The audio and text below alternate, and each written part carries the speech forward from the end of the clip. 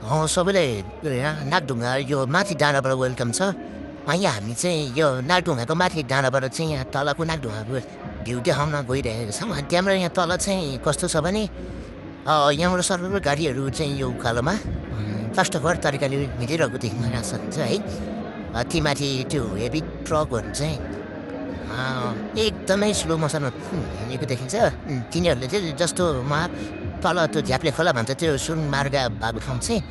त्यहाँबाट चाहिँ यता माथिसम्म आइपुग्न चाहिँ लगभग 1 घन्टा लाग्छ होला सायद हेभी वेट ट्रकहरूलाई चाहिँ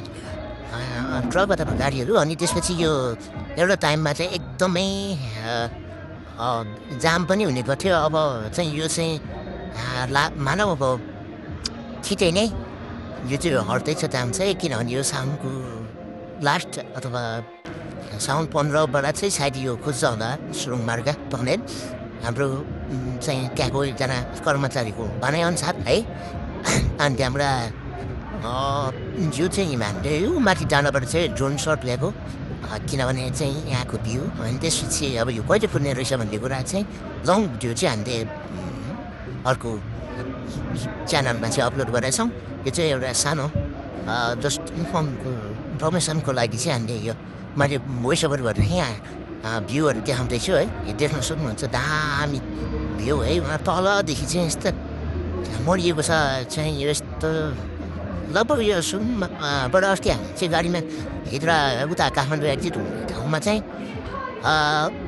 कति 4 मिनट जस्तो लागेको थियो टनलबाट यो माथिको पहिलाको पुरानो बाटो हिँड्यो भने चाहिँ तपाईँको माथि डाँडा पनि सिनै लाग्छ आधी घन्टा अब जाम नहुँदा पनि है हेभी ट्रकहरूलाई चाहिँ अनि गाडीहरूलाई चाहिँ अलिकति जाडै छ अनि धेरै कुराको चाहिँ एडभान्टेज मिल्ने चाहिँ देख्छु म यो चाहिँ टनेल खुलिसकेपछि त्यसको लागि चाहिँ हामीले दस्तुर पनि तिर्नुपर्ने हुन्छ सायद टनेल छिरेको किनभने त्यो तिर्दा चाहिँ फाइदै पनि देख्छ किनभने जापान र नेपाल सरकारको संयुक्तमा बनेको टनेल चाहिँ अलिकति नेपाल सरकारको खर्च भएको छ होइन हरेक कुराको ऋणमै गरेको हो त्यही भएर चाहिँ दस्तुर तिर्नुपर्छ होला सायद होइन अब हामीले चाहिँ यो माथि डाँडाबाट चाहिँ ड्रोन गएको अब चाहिँ हामी ब्याक टु होम पोइन्टमा जानेछौँ देख्न सक्नुहुन्छ यस्तो दामी भ्यू पनि देखेको छ है भ्यू पनि एकदम मजा लागेको छ मलाई चाहिँ अनि मैले यो भोइस ओभर चाहिँ आएको ठाउँमा हाम्रो क्याफेमा बसेर नै टक्क भोइस ओभर छु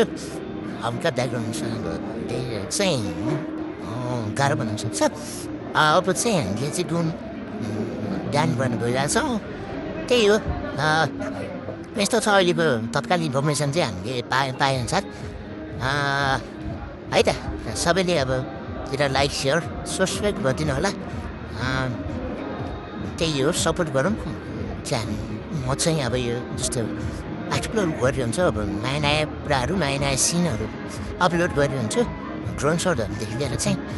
ट्राभल सर्टहरू ब्लग जस्तो होइन यो चाहिँ अपलोड गर्ने चाहिँ मेरो सोच छ त्यही भएर सबैले सपोर्ट गरिदिनु होला अहिलेलाई चाहिँ